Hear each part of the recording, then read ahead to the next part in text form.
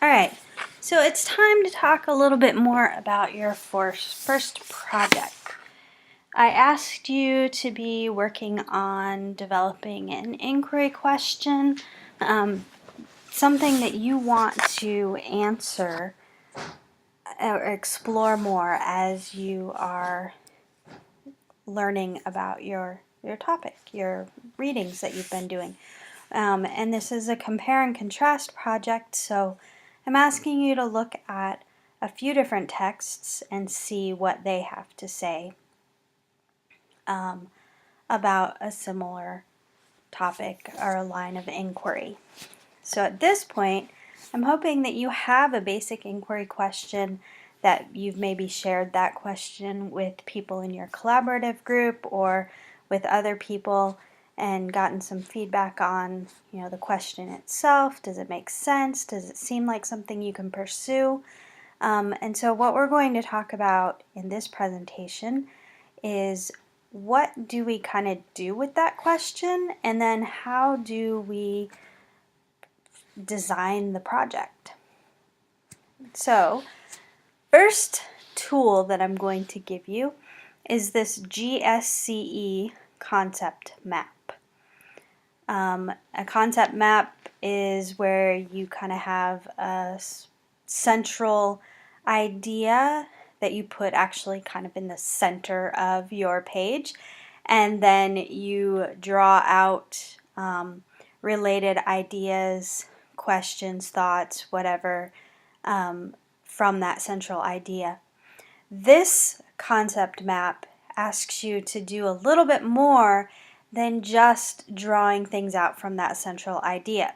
So first, you are supposed to generate a list of ideas and initial thoughts that come to mind when you think about this topic or issue, this question that you want to explore. Then, rather than just putting your question in the middle of the paper and drawing lines out and with these this list of ideas that you've come up with, you want to take do another step first. You want to sort your ideas according to how central or tangential they are. So if they're really central to this question, go ahead and put them closer to the center of your page. But if they're more peripheral ideas, they're more like on a tangent, they're related, but maybe not as directly related, you want to put them toward the outside of the page. That doesn't mean they're not important. In fact, you may find them in the end to be the more interesting ideas and questions and comments on your central question. But for right now, they're just not the most direct, or maybe the most obvious, or the most clearly centrally related. So just put them toward the outside of the page. Okay, so now you should have a basic concept map. So you've got your central idea, you've got the things that are most closely related toward the center of the page, and the things that seem to be a little more tangential are toward the outside of the page. We don't stop there with this particular concept map. Now we want to look at the connections. This is important because we are doing a compare and contrast, so we want to see how these ideas and things connect to one another. So you're actually going to draw lines to connect your ideas. So ideas that have something in common, you want to just draw lines between them. And then on those lines, just write a short phrase or sentence that shows how those ideas are connected. And now you have a more detailed concept map that does more than just show you the concepts themselves, but shows you how they're related. But there's one more thing you want to do. This time you want to elaborate on any of the ideas or thoughts you've written by adding new ideas that expand, extend, or add to your initial ideas. So a lot of times we think our first ideas are the great ones because obviously they came to mind first, so they make sense, right? But when you start looking at some of these connections, the way things are connected, and you start writing out how they're connected, more ideas should come to mind. Maybe they're questions, maybe they're statements of fact, or maybe they are things that you remembered from another text that you're like, oh yeah, I'd forgotten about that, but I think I highlighted it or I made a note somewhere. So this is a place to start adding those in. And so your concept map should have a lot of detail in it that it might not otherwise have had. And I find doing this kind of map, it's really important to me to use some sort of a color coding system because I'm such a visual person. I like to see those connections right away. So having different color codes really help me. I know of students in the past who have used symbols that help them, or maybe that's too distracting for you and it's just pen or pencil and paper. That's great. Whatever works for you is fine with me if you choose to use this tool. And I do encourage you to try this tool because I think it will take you farther than many of our, let's just list down a bunch of stuff and then we'll just go back and throw it into a presentation. Those methods are fine if you want to just get by, but if you really want to go beyond the minimal, you want to show that you are really taking this farther than you thought you could, this concept map is a really good tool to use. Right. Another tool that you can use for individual texts, but also gives you an opportunity to connect texts together, is the 4 C's. So for the 4 C's, you would take a paper or a page in a document and divide it into 4 quadrants. Okay? And then you'd label those quadrants with these 4 C's: connections, challenge, concepts, changes. That should be challenges. I'll fix it later. Okay, so you don't have to do these in any particular order, which is one thing that I like about it. So as you have things come to mind, you can just put them in wherever they fit. So connections, you're looking for connections that you make between this text and the other texts you've been reading. Or perhaps even between one part of this text and another part of the text. So how do they connect together? You don't have to go into much detail about that, but you do need to mention what those connections are. The challenges section, you're looking at what ideas, positions, or assumptions do you want to challenge or argue within the text, or argue with in the text. So is there something that you're reading and you're thinking, whoa, I don't know that I agree with that claim? Put that down. And you can make a note about what it is that you disagree with or what it is that you're questioning in that claim. And then how do the ideas in this text challenge those in the other texts you've been reading? So maybe author A makes one claim and author B makes the opposite claim. How do they challenge one another? Make note of that. Concepts. What key concepts or ideas do you think are important and worth holding on to from this text? Maybe there's a big part in this text that talks about, say, the need for education, for literacy. And that's something you think is important because you've noticed it in other texts as well. Just go ahead and write it down. Remember, this, you're not committed to any of this, but this is where you can keep hold of those ideas that you can come back to and decide what it is you really want to focus on. The last part is changes. What changes in attitudes, thinking, or action are suggested by the text, either for you or for others? So this is a way of thinking about, well, what do I do with this text? So this author is writing for a purpose, and I think I understand these claims the author is making, and I know where I kind of agree or disagree or challenge or see that other texts challenge this text. So now what am I supposed to do with this? What changes in attitudes, thinking, or action are suggested by this text for me or for others?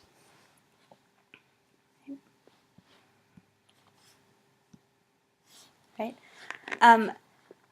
When you've got your ideas, so those first tools we were looking at are more for really gathering your ideas, for looking for connections, looking for the things that support one another and the things that challenge one another, any contradictions, because compare and contrast. When you've got you've got a handle on those kinds of things, then you're ready to start making some claims about your question. So these claims are trying to answer that inquiry question that you've been exploring. So the first thing you do for this next tool, that we're going to use is claim support question. Make a claim. Make a claim about the topic, issue, or idea being explored. A claim is an explanation or interpretation of some aspect of what is being examined. So a claim in this context is going to be something that is working toward answering your inquiry question. And we can't just make a claim. We have to support the claim. So identify support for your claim. What things do you see, feel, or know that lend evidence to your claim? And those things that you know should be things that you've gathered from the texts that you've been reading, and maybe some outside research if you've done some of that as well. Things that you see or feel, what are your experiences or the experiences of people you know well, and how do they relate or support these claims that you're making? And then finally, and this is a really important step that a lot of us, and I include myself in this sometimes, we kind of just don't go here, but raise a question related to your claim. Right? So what might make you doubt the claim? You've made a claim, so we know that, on some level you are in favor of this claim, you support this claim because you've made this claim, but what might make you doubt it? What gives you pause to say, well, I'm making this claim, but I'm not quite sure, but it seems like a good claim to make? Or what seems left hanging, what isn't fully explained? So I've made this claim, I've got some support for it, but there's something missing. What is that? What is it that's missing?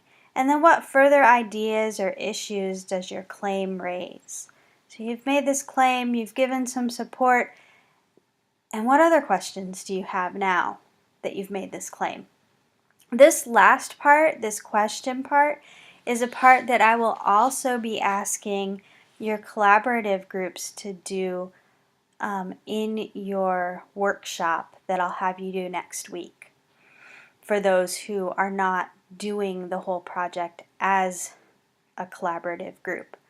But those doing this individually in your workshops, this is something I'll be asking your classmates to do, is raise questions to let you know where your audience has doubts, where they need more explanation, what other questions do they have about these claims that you're making.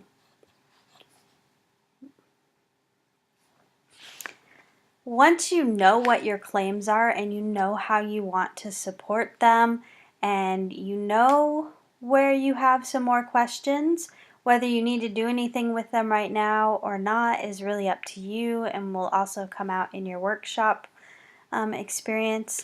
But once you've got those things together, you're ready to map out your project.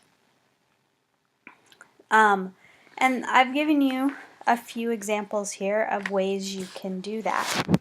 So none of this has to be fancy. None of this has to be super beautiful. I often map out my projects with pen and paper or pencil and paper. and they're kind of in a, kind of scribbly sort of fashion, and I'm okay with that. It works for me. This project map is for you to use in putting your project together, so you need to make it work for you. So first, I've given you some templates for concept maps that you can use. So there's a simple template, which is just this, where you'd put your inquiry question in the middle, and then these are different places you could put, like your introduction, conclusion, the different claims that you're going to make. It's very simple, very basic. You could add some more parts out here if you wanted to. It doesn't waste a lot of time or space. Right. A more complex template, and I actually like this one really well. You could put your inquiry question here in the middle, and then see these with the two boxes would be great for an introduction and a conclusion. And just like, what are you going to do for your introduction? Like, how are you going to get your reader's attention? What's your context? How are you going to restate your thesis? And how are you going to conclude in a meaningful manner? Those two places there. And then these would be great places for your main claims that you're going to make, and where you see evidence or support for those claims coming from your different sources. So, source A, B, and C. That would be one way you could use this template. I really like how it's laid out, so I think it would work well for me, but I'm sure there are many of you who are looking in that thinking, yikes, I can't use that. Let's close it up and go on to something different, and that's okay. So another option would be just doing a basic storyboard, and this works well if you're doing like a PowerPoint, because here is where you have your slide. So you could sort of draw out your slide or outline your slide or make notes about what's going to actually be on the slide here. And then here is where you would have room to write out what you want to say when you're presenting that slide. And so you have, 6 slides on one page here, but you could arrange it so that you only have 2 slides, so you have more room to write, or you could design it in a completely different way, but that where you have room to sort of outline your different slides.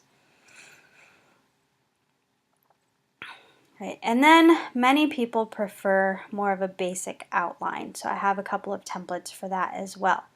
So this one is designed to be used for a research paper, but it's easily adaptable to a PowerPoint slide type presentation.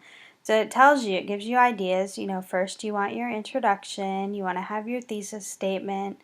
This is how you want, for your body, you want to have a main point and how you're going to support that point. So here's your claim, here's your support, here's your claim, here's your support, that kind of stuff. And then your conclusion, other ideas, and your final, sort of clincher, meaningful ending.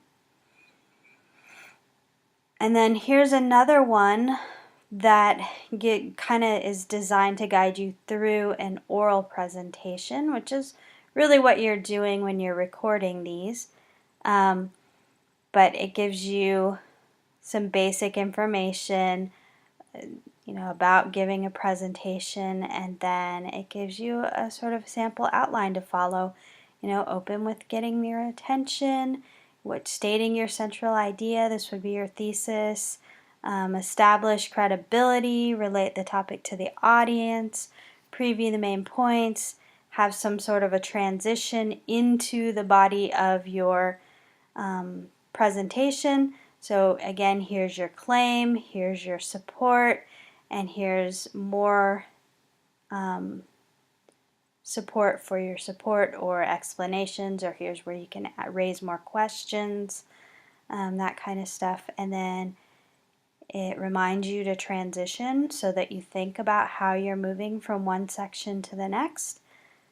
And then it gives you, an idea of how you want to conclude with a summary of your main points, restating that central claim that you're making, and then closing in a way that ties the whole thing together. Okay, so you may have another way that you want to map out your project, and that is fine. Again, the project maps are for you to use, so I'm not going to dictate to you how it should be done. I'm just going to ask you to make sure you have some sort of a plan to help guide you through putting your presentation together. I am asking you, let's look here at our agenda.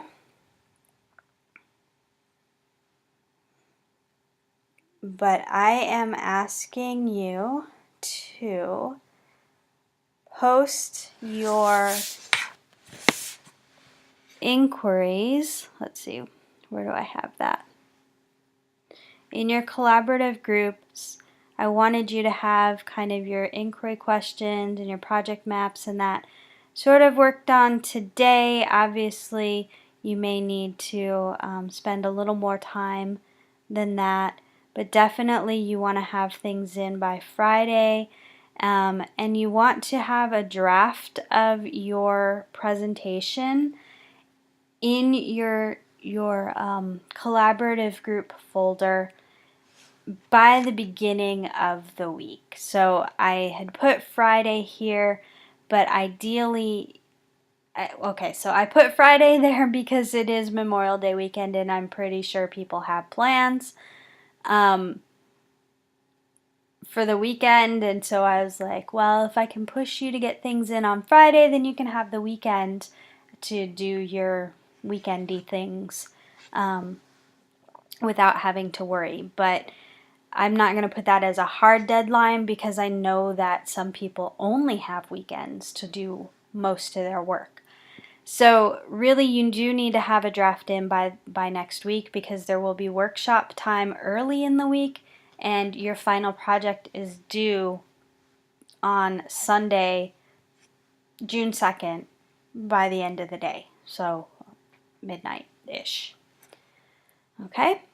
So if you have any questions, please contact me and let me know as soon as possible. And let's say hello to the anonymous goose who is here right now. It's always fun. But yeah, let me know if you have any questions. And one more thing while we're here, I will be hanging out on Google Hangouts between 2 and 4 p.m. on Wednesday. So if you want to shoot a chat question over, that'd be perfectly fine. If you want to have an actual conversation through Hangouts, like a face-to-face through Hangouts, let me know and I'll make sure that I can do that with you as well.